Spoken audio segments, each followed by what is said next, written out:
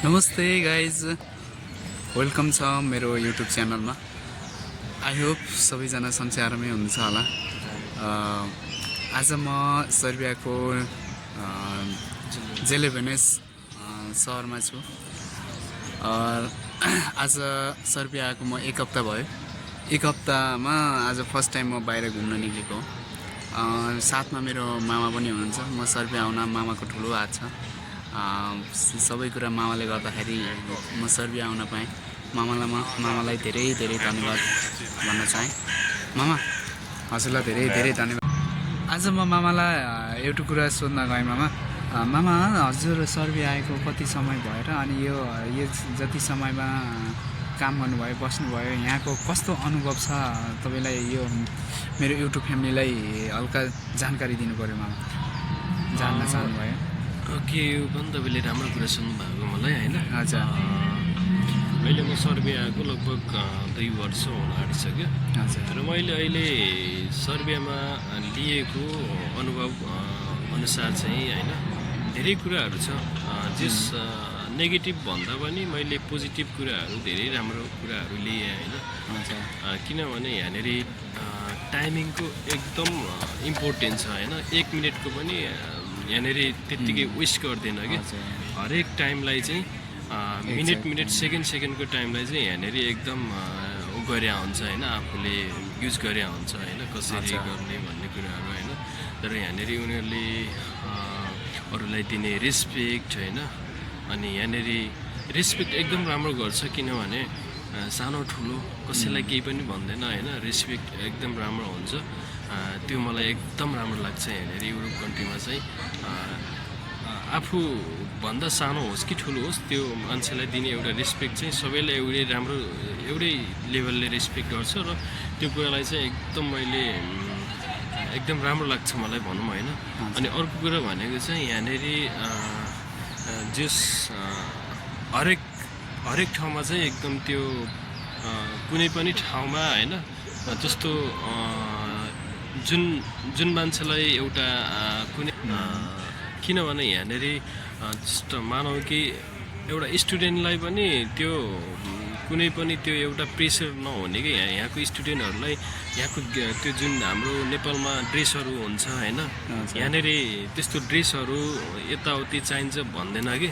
किनभने आफ्नै फ्रिडम टाइपले चाहिँ यहाँनिर पढ्नुपर्छ, यिनीहरूलाई फ्रिडम टाइपले चाहिँ खेल्न दिनुपर्छ, आफ्नो टाइपले चाहिँ ड्रेसिङ गर्न दिनुपर्छ भन्ने त्यो एउटा यहाँको मान्यता छ कि, होइन? तर नेपालमा जस्तो एउटा लिमिट छ नि त, मतलब ड्रेस लगाउनुपर्छ यहाँ त्यहाँ यताउति भन्ने छ नि त। यहाँनिर चाहिँ त्यो त्यस्तो छैन। अब एउटा मैले इक्जाम्पल दिएको त्यो चाहिँ, होइन? हरेक कुरामा चाहिँ त्यो एउटा फ्रिडम छ, त्यो चाहिँ मलाई एकदम मनपर्छ। त्यो भयो भने चाहिँ आफूलाई एउटा जुन कुनै पनि कुरामा कन्फिडेन्स भन्ने कुरा हुन्छ नि, त्यो कन्फिडेन्स चाहिँ अलिकति उच्च लेभलको चाहिँ हुन्छ जस्तो लाग्छ है।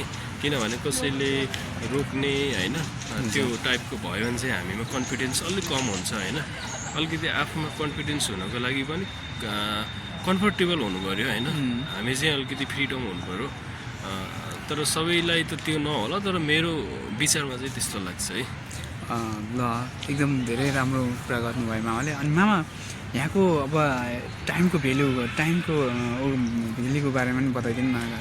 हाउ मेनी इम्पोर्टेन्ट टाइमिङ त त्यही हो, मैले भनिसकेँ अघि नै। टाइम भनेको यहाँनिर एकदम इम्पोर्टेन्ट हुन्छ। 1 मिनटको पनि एकदम इम्पोर्टेन्ट हुन्छ। सेकेन्डको महत्त्व हुन्छ यहाँनिर, होइन? यहाँनिर मान्छेले हामीले जस्तो नेपालमा खानको लागि टाइम लिएर बसेर यताउति गरिन्छ नि, होइन? पुरा पार्टी जस्तो गरेर यहाँनिर मान्छेहरू हिँड्दै पनि त्यो ब्रेडहरू खाएर हिँड्ने अनि ड्युटी गर्ने, होइन? त्यस्तो टाइपले पनि गइरहेको हुन्छ।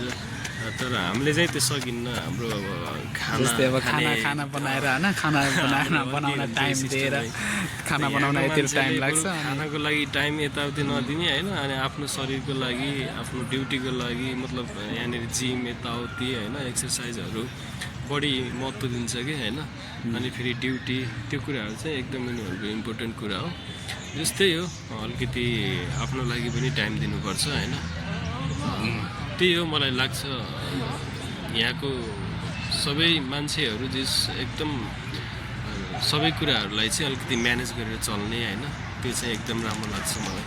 अनि मलाई अर्को कुरा के लाग्यो भने मामा यहाँनिर के जस्तै अब हुन्छ नि मैले त अब धेरै जस्तो अरू गल्फ कन्ट्रीमा पनि काम गरेँ अनि हाम्रो इन्डिया नेपालमा पनि काम गरेँ त्यहाँनिर यस्तो हुन्छ अब तपाईँले 13, 14, 15, 16, 17, 18 घन्टा काम गर्नुहुन्छ त्यो तपाईँको जति काम गरे पनि मन्थली सेलेरी त्यो क्या हुन्छ त्यति नै हुन्छ कि न ओभर टाइम न अफ डेको आउने त्यस्तो हुँदैन त्यस्तो हुन्छ होइन त्यसको पैसा आउने भन्ने हुँदैन यहाँनिर चाहिँ अब तपाईँले अब 8 घन्टा ड्युटी गर्नेमा 9 घन्टा ड्युटी गर्नुभयो भने तपाईँको 1 घन्टाको एक्स्ट्रा मन्थलीमा तपाईँ कति घन्टा एक्स्ट्रा गरे हुनुहुन्छ होइन त्यो अनुसार सेलेरी मिल्दो रहेछ कि त्यो पनि रहेछ अब खास कुरा भनेको त्यो पनि एकदम इम्पोर्टेन्ट हो कि त्यहाँ अब मैले कुरा गर्ने भने हेर्नु मैले 24 घन्टा आई थिङ्क इन्डियामा मैले नसुतेर पुरै बिहान आज 8 बजे ड्युटी गएको अर्को बिहान 8 बजे पनि आएँ तर त्यो टाइमको केही भेल्यु नै भएन कि त्यहाँनिर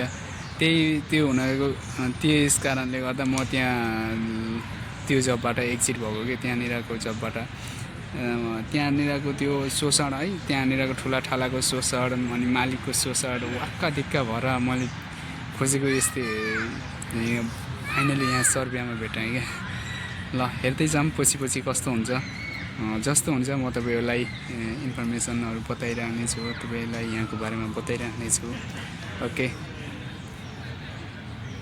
बाई भन्न सो गाइज आज हामी नर्मली कुराहरू सर्बियाको बारेमा कुराहरू होइन सर्बियाकोमा कतिले गर्दा ड्युटी हुन्छ कति टाइमको कतिको भेल्यु हुन्छ भनेर त्यति नर्मली कुराहरूको भिडियो बनाएँ अर्को टाइम चाहिँ म अब यहाँ सर्बियाको भ्यूहरू त म हल्का फुल्का देखाइसकेको छु हजुरलाई अझ राम्रो भ्यूको साथसाथ तपाईँलाई सर्बियाको बारेमा सबै कुरा जानकारी दिनेछु र हस् त साथीहरू यति भन्दैमा म हजुरहरूसँग बिदा माग्छु आजको लागि अर्को नेक्स्ट विकको छुट्टीमा अझ राम्रो भिडियो बनाउने कोसिस गर्नेछु मामा लास्टमा केही जाओस् न ठिकै छ जस तपाईँको चाहिँ यो युट्युब च्यानल अहिले नयाँ नै हो होइन जस तपाईँले ल गाइज लास्टमा मामा हजुरको युट्युब आइडी अनि फेरि टिकटक हजुरले यहाँ सर्बियाको बारेमा धेरै इन्फर्मेसन दिइराख्नुहुन्छ त्यो मेरो युट्युबबाट मेरो साथीहरू हजुरकोमा कनेक्ट नभएको साथीहरूले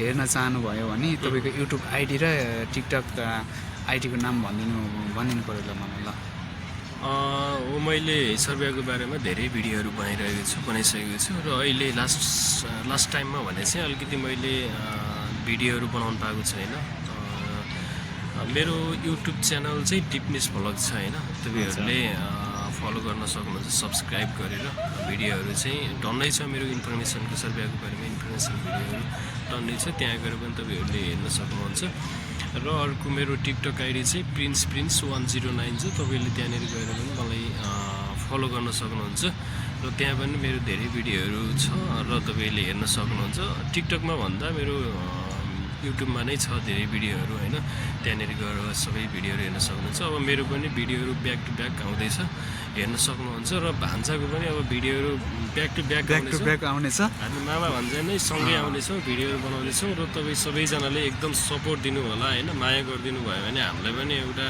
जस भिडियो बनाउने चाहिँ एउटा हामीलाई जस कन्फिडेन्स हुन्छ र हामीलाई इन्ट्रेस्ट पनि हुन्छ सो भान्सालाई चाहिँ एकदम सपोर्ट गरिदिनु होला भन्न चाहन्छु र अहिले भने हामी बिदा हुन चाहन्छौँ ओके सेफ सुरज हजुरहरूलाई बाई भन्छ bye okay see you guys